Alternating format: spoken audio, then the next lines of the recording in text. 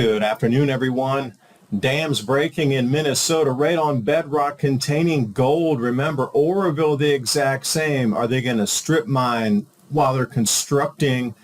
Strange anomaly, Uzbekistan, the Aral Sea completely dried out. Now it's reflecting its own temperature signature outside everything else. Let's take a look.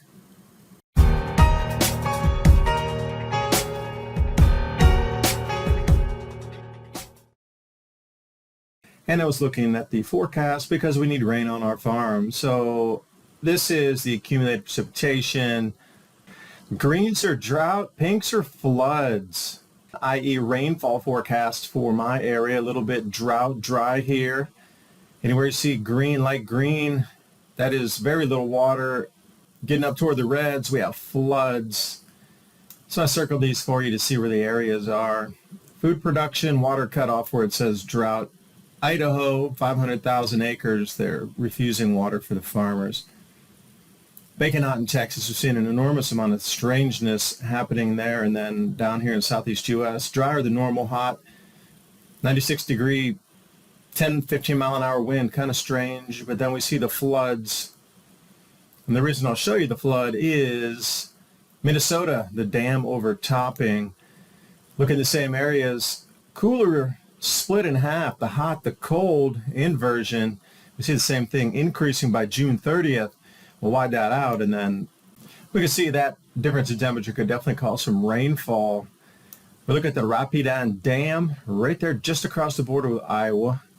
And images from news stations covering this across the planet. You notice it's overtopping. Similar to Oroville Dam, off to the right, eroding into the bedrock, but the actual dam structure itself stays intact because it was built on the bedrock. Comparing Oroville a few years back, we see the same contour ripped through out the weak spot and just kept gouging over the hard rock. And as we look at the amount of damage or erosion wash away on there, we see something similar. So at the end of the cleanup, what you might see right now is damage is going to be much, much further into the hillside and scoured and contoured downward. Now, I would ask you also, Oroville, a well-known gold mining operation area. Above that Oroville Dam was one of the biggest gold mining operations in America. So obviously down the river, a lot of silted, a lot of small pieces, maybe some nuggets. And here we are dredging an entire riverbed. I wonder if they were doing any gold mining at the same time, removing the topsoil or all the soil within the river because they needed to re-dredge it. And where did all that go to and how many tons of gold were in that? Dredge fields of Oroville, the Feather River. That's exactly where Oroville Dam is. It's right where one of the main rivers drains out in the valley. Obviously, if the gold was going to be funneled down from higher mines down there, but you couldn't put this in today's world and just jump in and get the gold. Nah, there'd be people spraying the sides of your boats angry that you're digging. But here's the big one right here. Geologists believe there's potential for big gold in Minnesota. And if you read that second paragraph down, some experts also agree that significant gold resides in the what? The bedrock of the state. So imagine that. Gold investors need to buy the dips. Central banks are. Bloomberg and Citigroup are calling for 3,000 by 2025. TD Securities said silver eyes $50 an ounce. And in 2024, gold is up 18% and silver 35%. Call the proud Americans of the Patriot Gold Group today before it's too late. Mention the Adapt 2030 channel. You're going to get some great in-class service. Also, Patriot Gold Group has a no fee for life IRA where your IRA or 401k can be in physical gold or silver. No fee for life IRA on qualifying rollovers. Give them a call, 888-546-7020. And now on with the video. So I got one of the possibilities. In today's world, everybody's switching to gold, and they're talking about the gold-backed currencies, and then some states are legalizing gold and silver as legal tender. Are we looking at a gold mining possible operation here as they clean up, as they did in Oroville? You got to ask yourself, if they know there's gold deposits there, would they just leave them there and bury them over and not extract that and take it off to a mining operation for put it into a slurry and then refining that further? That's the question. I mean, bedrock gold, Is it a proven deposit now where a state could add this much proven reserve asset and then be part of this new gold-backed world that we're moving to? And what accidentally discovered in the bedrock because of the dam overfill. A lot of strangeness happening right now. A lot of strangeness. Repairing the dam. The dam has not generated power since 2019. It's going to cost $15 million if they were to. But then I heard another news report saying that they were putting out 6 million watts, and it sounds like a lot. When we really turn it into megawatts, how we normally measure power, 6 megawatts. Conflicting, this is off of a website, off of the news, live time at the helicopter view as they're over it. Let's take you into the past, a little look at it. Now focus your eyes out on the house in the back there. So the dam's nice. And we see the same exact contour from the postcard put out at the time, 60-foot tall dam, but you notice the house in the back there where the winding river is. Modern home, $997. This is the exact same time in the 1930s that this house was available. $997. First floor plan, second floor plan. That house for $1,000, I'll take two. And another view here, same dam some several years later, and wow, turned into a red brick dam. How is that? So I want to stay in the Midwest here because it's all about the food. These changes that we're seeing with rainfall and heat, farmers' financial pain spills from Kansas wheat fields into the main street. Now you're going to see your food prices go up more. We have a couple inverse things going on here. The U.S. farm incomes are forecast to plunge, meaning that the farmers aren't going to be able to get their operational loans, which means they won't grow as much food, which means your food cost goes up, and it's the inverse of what you think because they're lower prices for the commodities, and you're like, yay, the food's going to get cheaper, and you're like, no, because they're not going to give the loans to the farmers, so there'll be less farmers, so your food's going to get more expensive. Forecast to plunge, here's the numbers, 20 to 30% decline in revenue. And then, what happens with all the crop losses that we're starting to see, and then the turnoff of the water in Idaho. And it really goes to show you how rigged some of these agricultural markets are.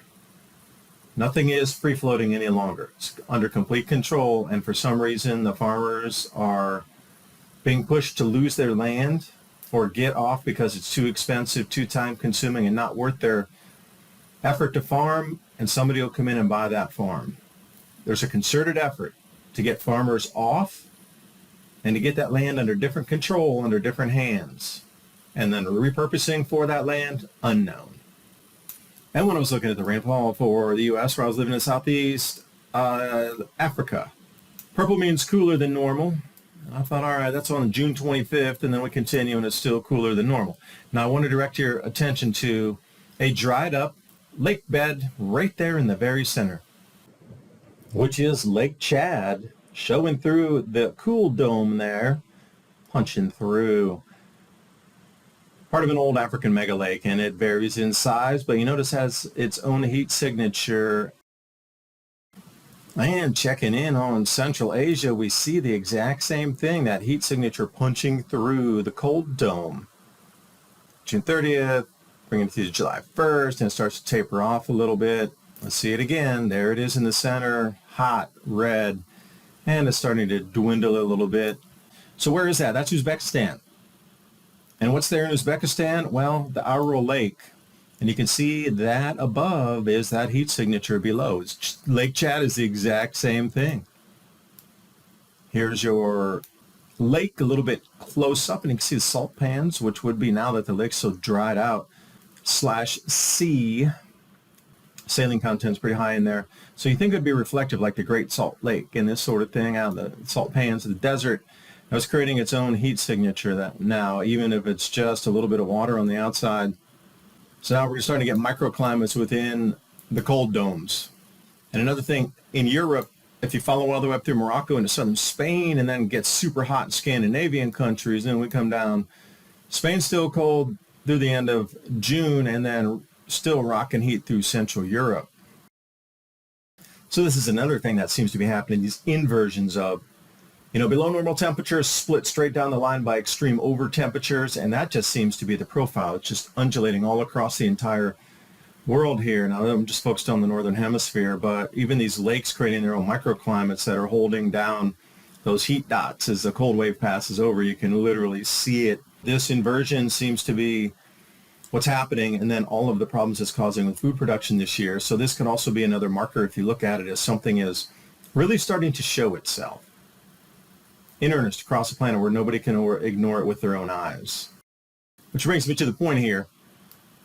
In October of this year, October of 2024, and it's actually the 23rd or 24th of October, we're going to be with the gas giants in an alignment not seen since 79 AD. Now, will this have something as a trigger mechanism for electromagnetism, some sort of tidal changes? If you're looking for the wide view, plug in the planets and you might find something of ancient lore. Because whatever's happening with the food shutdown, it's like we're being led through the cattle gate, the chute. They pushed an enormous amount of people from 2020 until now. Now the economic push is coming to do the same exact thing, get you into new systems, new ways of transacting, and all the while the food is being more and more limited due to natural factors as well as, financial factors here that are absolutely scripted and pushed on top of these farmers. So who will be left at the end? That's the question. But understanding the problem first allows you to then find solutions. My solution is always grow your own food, learn how to wild forage in your own area, and learn where your water sources are and how to get there and purify that. That's the very basic minimum. You can learn everything else. But if you have those three wired, at least you are definitely, in your mind, safe for a minute until you figure out that next step, which would be rather quick. And once you have those three wired down, your brain is going to be much more calm in those types of situations. So then you can think about the next thing. If you have those basics under control, then other people can filter in around the sides and you can get more and more tasks done as long as the basics are done. That's kind of my best advice for looking at this information and seeing how it's flowing, no pun intended. I do thank you for watching. Hope you got something out of the video. Share it with friends, family, and across other media platforms because, well, we need the message to get out. See you next time. Bye for now.